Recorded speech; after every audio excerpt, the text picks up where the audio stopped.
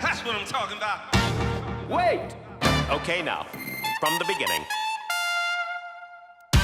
Welcome to BS, Beyond Stereotypes, a podcast about lawyers using their authentic voices to change the world. The idea of focus on one point, and it could be a music or a mantra or something else, and your mind will go quiet, actually, and you will start to feel a deep sense of peace. So that's what I tap into. And even when I'm teaching, because I still get nervous if I have a lecture of 120 students and I don't know them. I mean, it's always nerve-wracking. I mean, that's kind of the place I'll go. I'll have one point of focus to kind of just focus on why I'm here, not on the personalities, not on what I think they're going to think of me, not on judgments. And so it's really been a great tool for me when there are these outside threats, and they could be, what are people going to think of me, or are they going to take me seriously? To just kind of bring it back to the focus of why I'm doing what I'm doing, and what's important to me. And it really does quiet the other chatter down. And ultimately, you feel more liberated.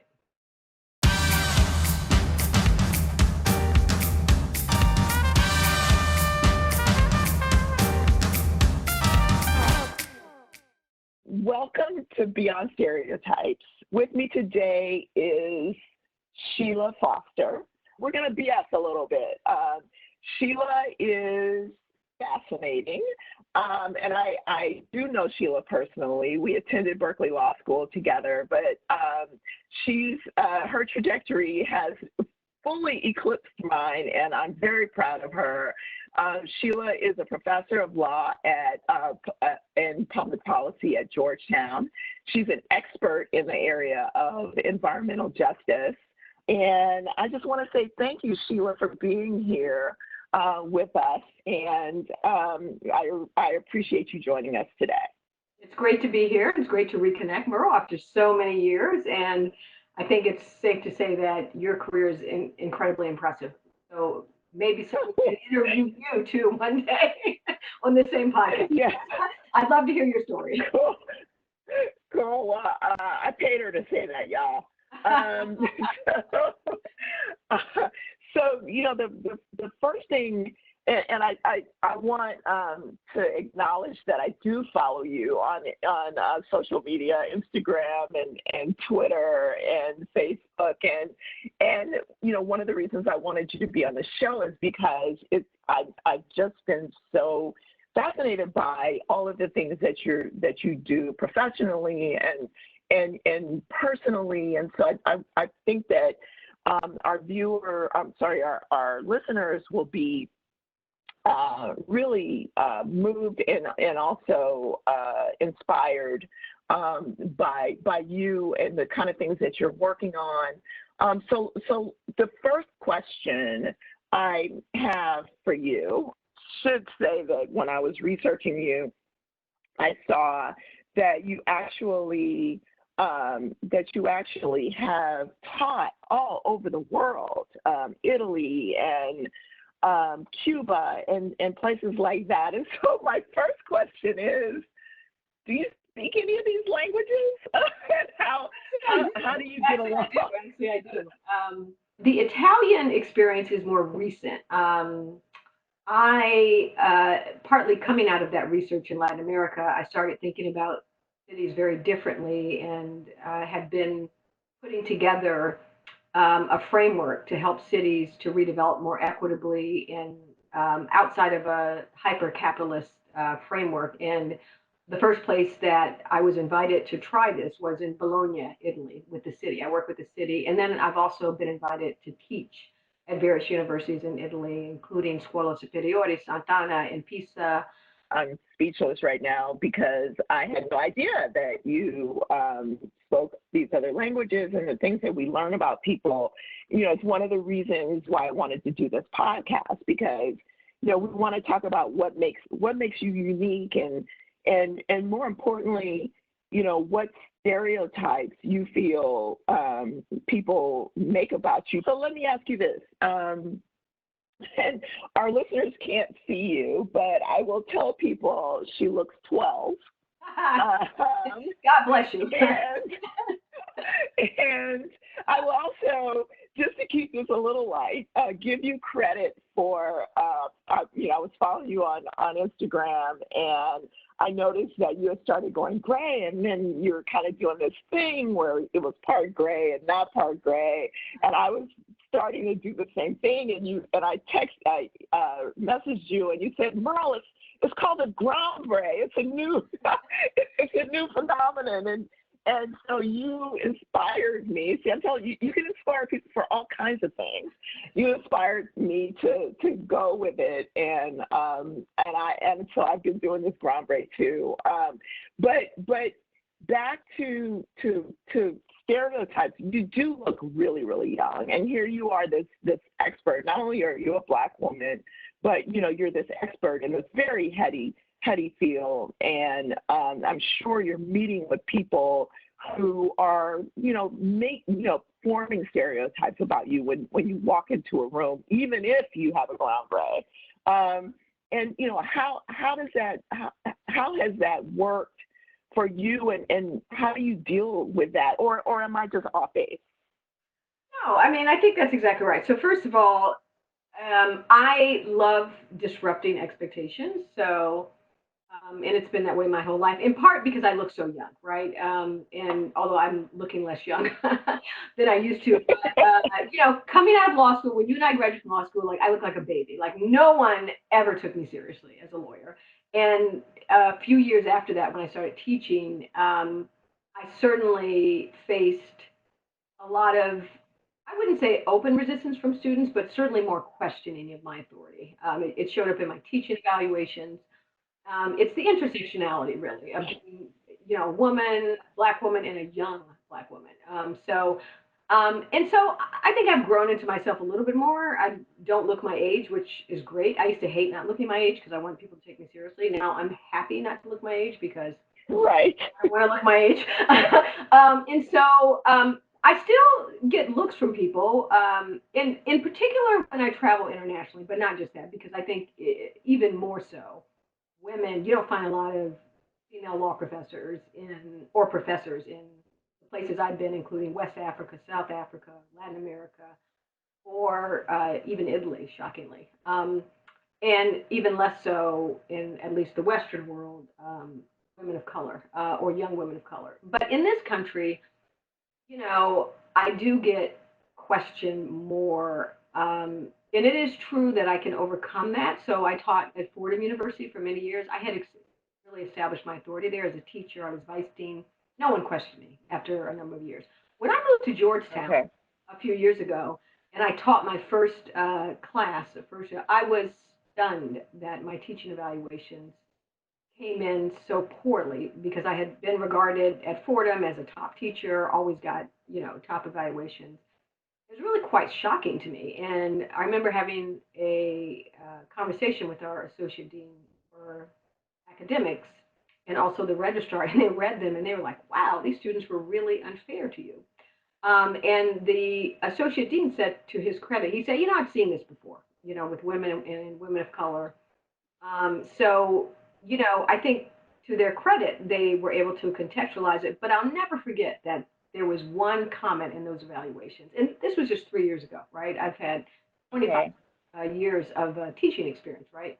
I'm recognized as an expert, but still, I get this, right? When I changed schools, and that capital that I built up, that reputational capital, it's kind of like starting over. So I was shocked, but one comment in those evaluations, I'll never forget reading it, and it said that something to the effect that I feel like Professor Foster was constantly questioned because of her race and gender, that she was not treated fairly. The student just put it out there. Now the evaluations are, so I don't know who, but that was like a clarifying moment for me because I'm reading these evaluations like, what, and then all of a sudden the student says, bam, this is what was happening behind the scenes. Now, I didn't pick up any of this in class, right? This class, 107 students. There was no open hostility. In law school, as there's a seating chart. You call and students say answer. People were respectful. People came to my office hours, had no idea that this undercurrent. And it wasn't a lot of students. I would say in a class of 107, maybe this was 20 or 25 students, but those are the students in evaluations that are the loudest. So the people that either love you a lot or really didn't like you for whatever reason um, have an outsized role in that kind of feedback. So those stereotypes, remarkably, no matter if you look at my CV or you say, wow, you've done a lot of great things, you have this reputation, you're published all over, still, I can walk into a situation where that's not front and center or people don't know that and still get questioned, still have my authority questioned, teaching in an area that I'm an expert Right, right. So do you think about that going into meetings? in. So it's funny, Merle, because my attitude about this goes all the way back to law school, right? I remember when we were in law school and people would say, mostly our cohort of folks, African American folks, et cetera, like, just, P equals JD, let's just get by, and then we heard like Right. of color, don't pass the bar. And so, I feel like for me, I rejected all those messages back then because I thought, like, I'm not going to carry this heavy weight of these expectations, either low expectations or from our peers because we've, I think, internalized those low expectations, or what the data is telling me about how my group might succeed. So I kind of shut those out, right? That has, I think, its upside in that it protects my peace of mind and it gives me the space to succeed at the level that I think I can, to just go for it. The downside is what just happened to me, which is that I didn't Right. think that was possible anymore, or I don't carry that with me because I feel like it's so heavy. I even these days I have a teenage son who's in high school and he's beginning to face a lot of the race stereotypes being a black boy and just all the stuff of high school, and then you kind of put race and also his gender on top of it. And I'm constantly talking to him about this racial tax. And I said, don't let people rent that space in your head for free, right? I mean, you're going to face enough stuff just being a black boy and then a black man in society. Try not to take in everything that's said to you or that you think you're reading in the environment, because at the end of the day, you're kind of paying that tax in a way that those folks aren't, right? And so I've tried to live my life like that. Meditation has helped. It's just like, how do you move through this world with all this? And I learned from my mother, who was actually my main role model, because my mother came up during segregation. South, she was told she couldn't be a doctor, so she went to nursing school. She was head of nursing in Detroit, had this great career, even took care of Diana Ross. When we moved to Miami, she went back to school. She got a PhD. She became a dean and a vice provost. And living with her, Wow. she would always say, like, I mean, she faced racism. She brought it home. She talked about it. She faced sexism. But she was just like, hey, just get up and do it and, get your education. No one can take that from you. Be your best, and just keep going on. Don't mind those folks. When you have to fight back, fight back. I've had moments of having to fight back and to Right. check people, literally. Right. Well, Yeah. the black mother experience is something that we could probably do a whole nother podcast about. The story that I like. My parents are both from Oklahoma, and the story, and I was born in Oklahoma, and the story that I like to tell people is about how my mother grew up in Muskogee, Oklahoma, and had to deliver the laundry that her mother did. Her mother was a nurse, but she was also doing laundry, and she would deliver this laundry. She had to walk from the black side of town to the white side of town, and when she did that, she would always pass by a ballet studio. And she would stop and she would look in this window, and little black girls weren't allowed to do ballet back then. Yeah. And she said to herself then as a child, if I ever have a daughter, my daughter will be a ballerina.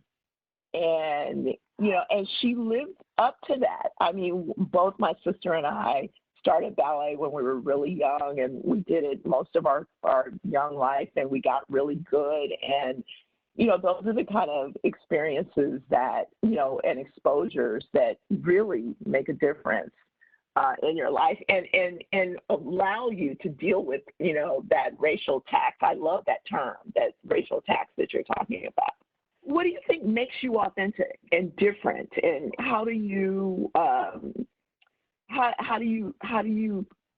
keep your authenticity in a fairly conservative field? Yeah, so I mean, it's funny because academia actually is not that conservative. It's true the practice of law is, but Okay. and it's really interesting to find still a lot of bias and even uh, sometimes not so coded racism and sexism, I would say, even among people in what is considered to be a pretty progressive environment, right? Uh, Both in terms of students and faculty, and these issues still come up. So it's easy to be who I am in terms of thinking about the things I think about and talking and writing about the concepts I do because I'm already in an environment where that's welcome. But to your point, how do you stay authentic? Even when, regardless of whether it's a progressive or conservative environment, I just think those are, you know, different sides of the same coin. It just, the manifestations are a little differently how bias manifests. But I just feel like I, first of all, need to keep speaking my truth about who I am, what I do, and not pretend to be something different. Right. Not to pretend to be anything that I'm not. And I've always held that attitude, even when I've interviewed for various law schools. I've taught now at 4 law schools, or even at the law firm. It's just that I'm just going to say who I am, what I'm interested in. If it's a fit, they'll hire me. If it's not, that's fine too, because I don't want to be someplace and to have to pretend to be someone I'm not. The other thing I think that helps me is to stay grounded in particular, I think in academia, it's very hard to keep one's head in the cloud.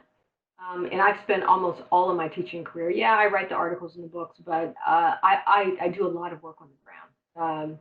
Whether it's in places like Camden or Harlem, when I was really ensconced in the environmental justice work, and even doing some litigation there, but always working with the communities and the people that I went to law school to help, actually. So Right. for, Right. for me, my mother grew up poor in Miami, in Overtown, Miami.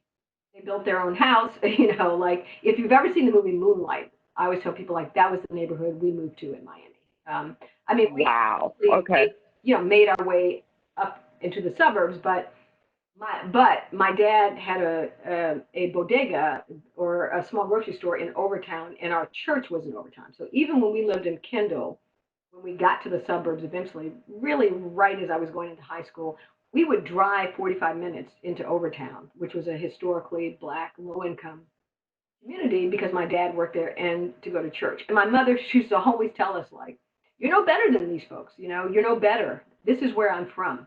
And so for me, staying connected to why I'm doing this work helps me to put aside all the other BS that's going on either at the university, the faculty, student evaluations, whatever. It's like, you know what?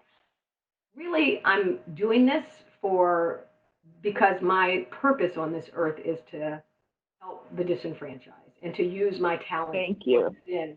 And so for me, that's really all that and my family are really all that that matters.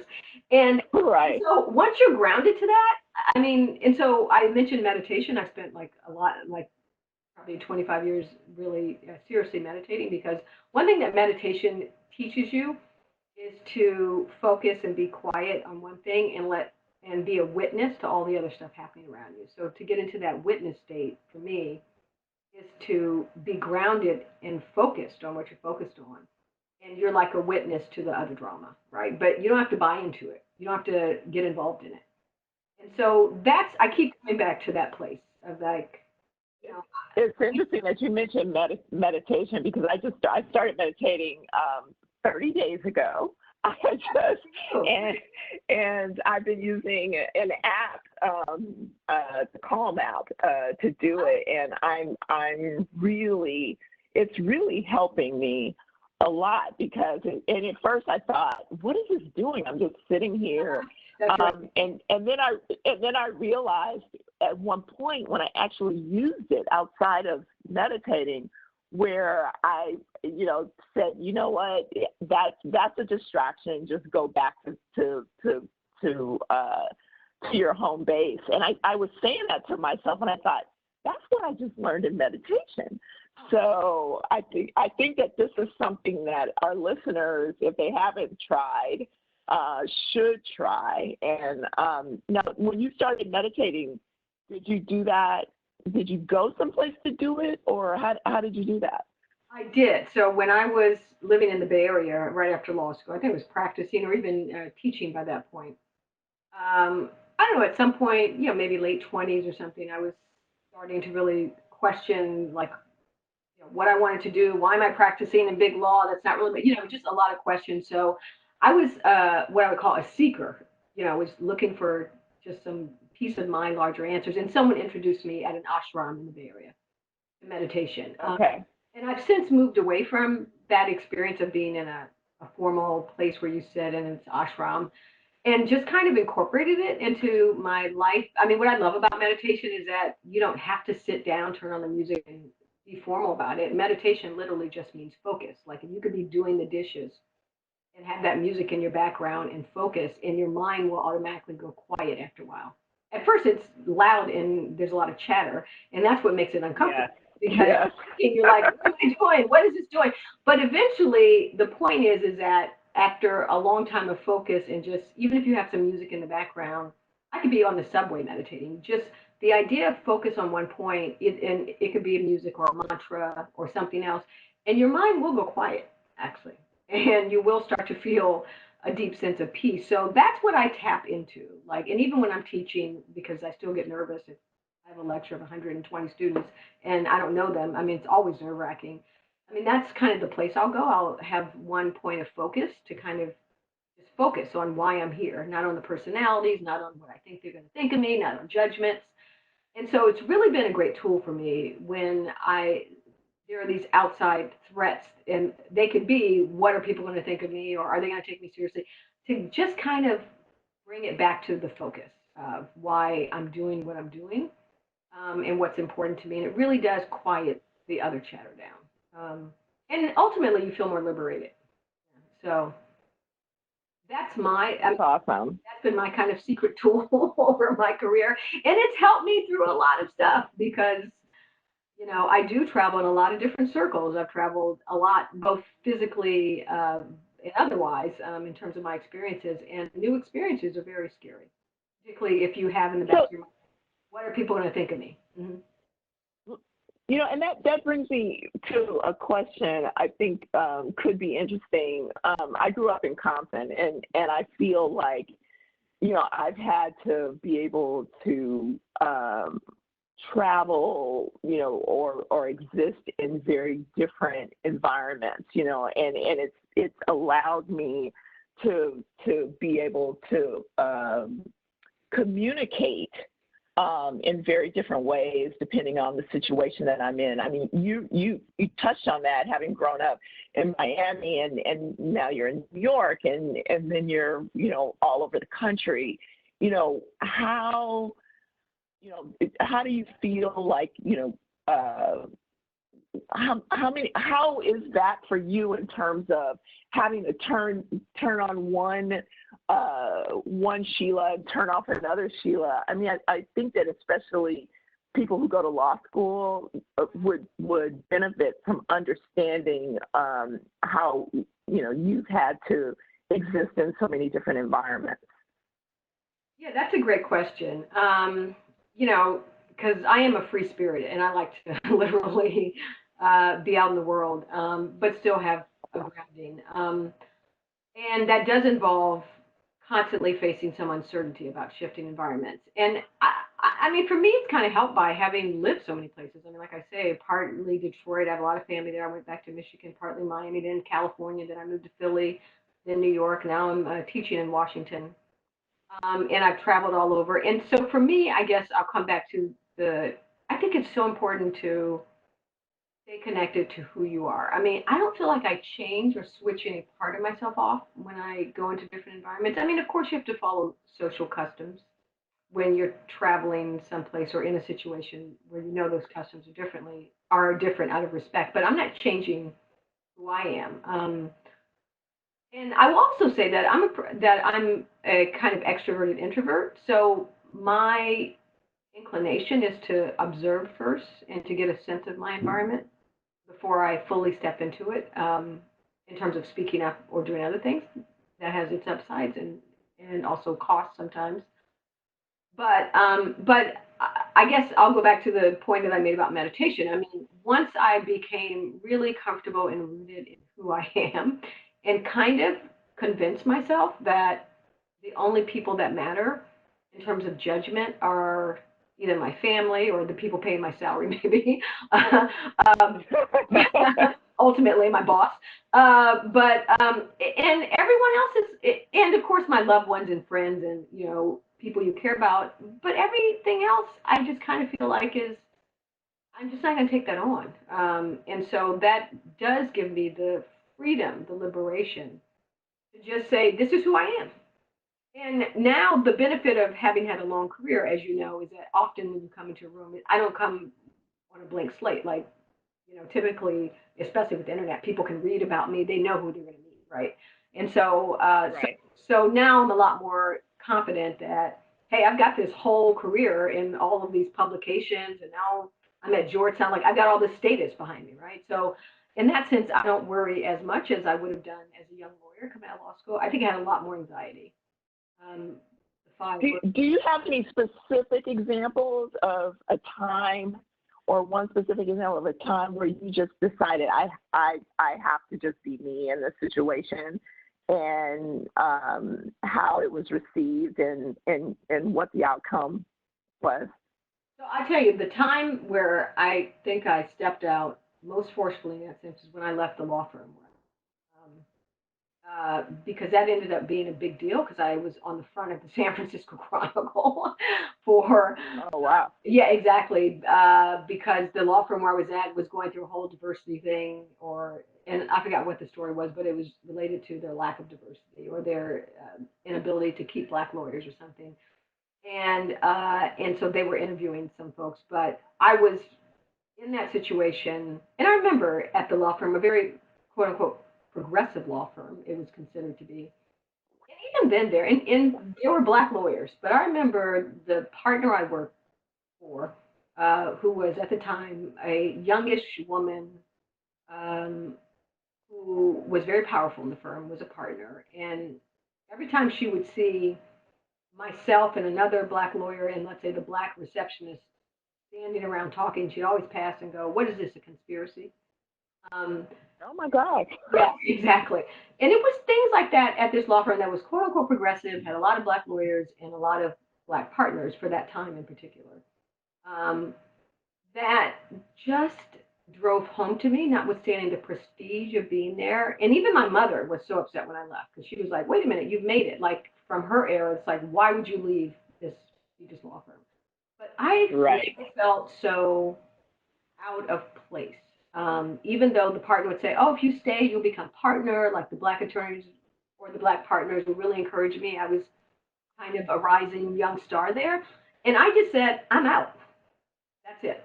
And that was a hard thing to do because of all the expectations, the good expectations. People had all these hopes for me. Even my own mother, she was so disappointed. Even though I wanted to Right. do what she was doing, which is being an academic, but she saw this as the kind of creme de la creme of a law career. So that was Of course.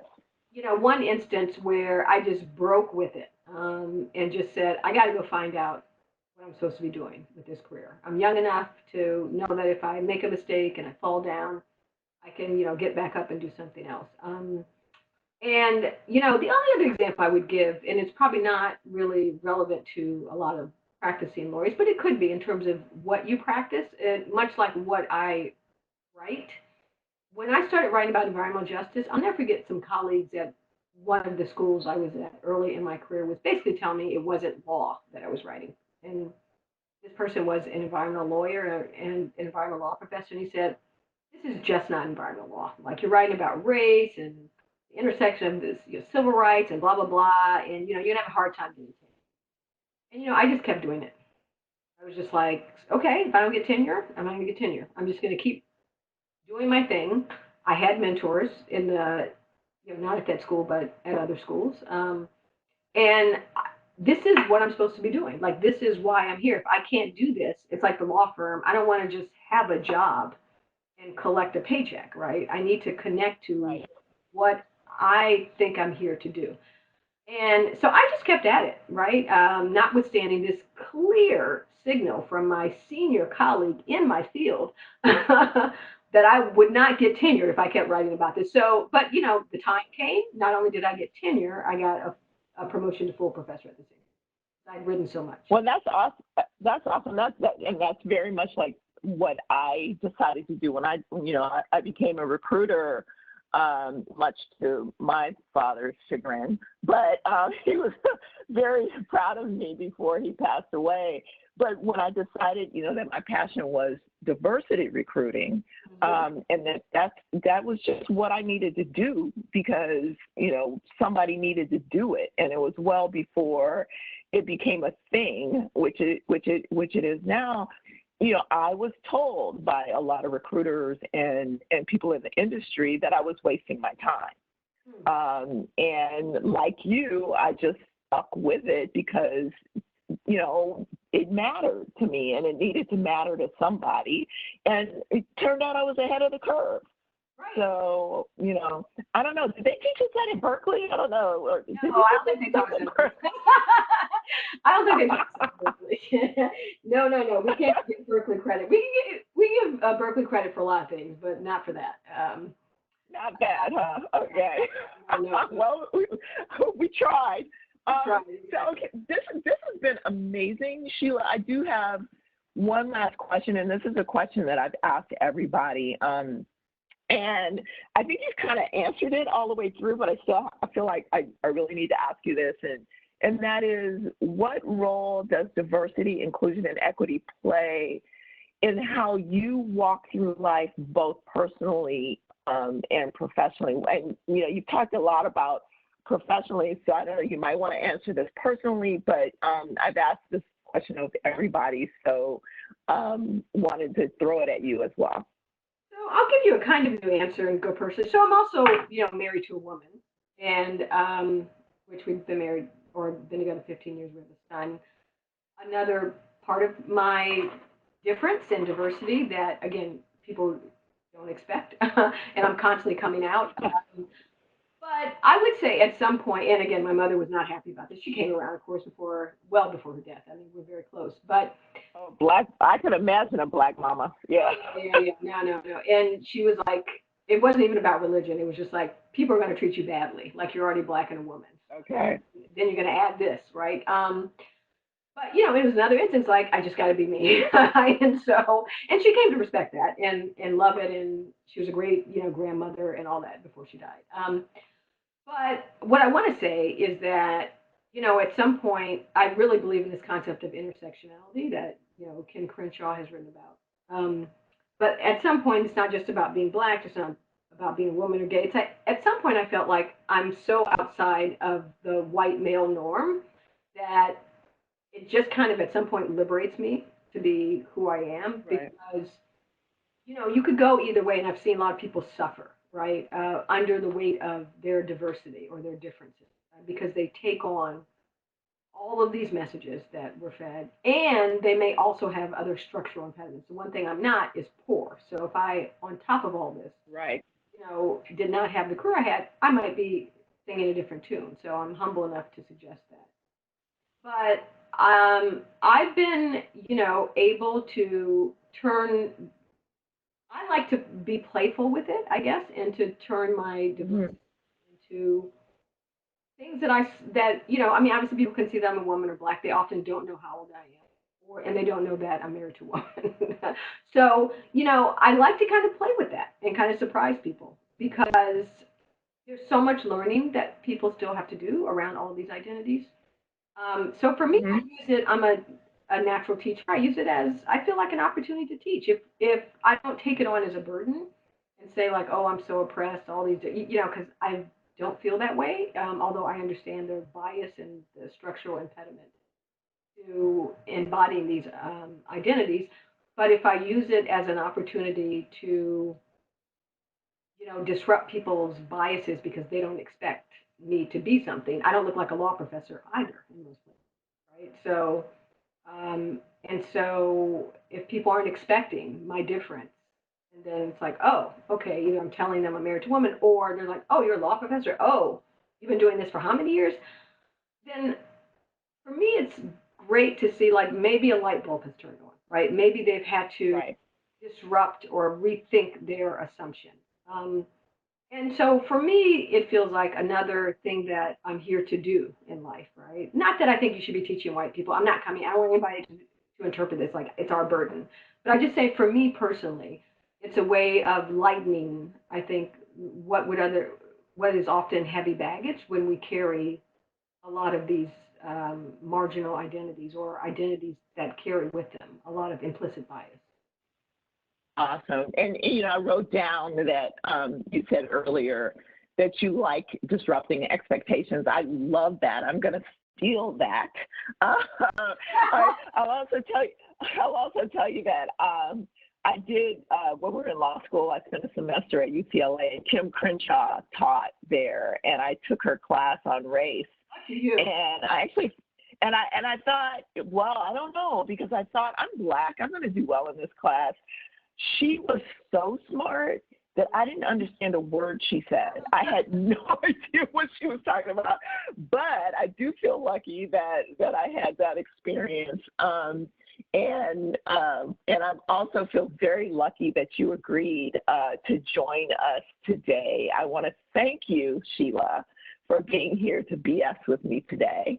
Thank you. I hope you had fun. I had a great time. It's so great to reconnect with you. And this is an amazing podcast, so I'm going to tune in now. All right, awesome. Well, thank you so much, and thanks to everybody for listening. Hit it! That's what I'm talking about. Wait! Okay, now, from the beginning. We hope you enjoyed the stories shared in today's episode of BS, Beyond Stereotypes. Join us next time when another authentic personality unleashes their uniqueness on the world.